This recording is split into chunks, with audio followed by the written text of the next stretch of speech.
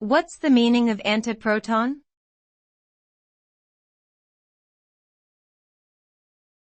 Antiproton.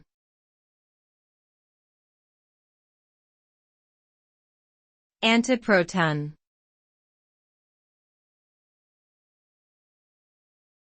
Antiproton.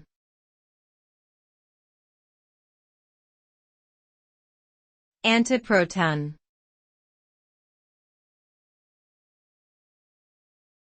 Antiproton.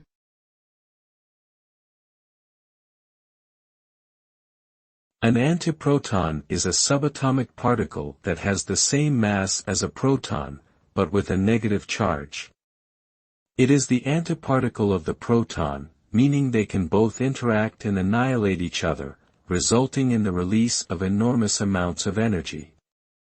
Antiprotons were first discovered in 1955 and have since been used in many experiments to study the fundamental properties of matter. They are also used in medical applications, such as cancer treatment, where their annihilations can be targeted to destroy tumor cells.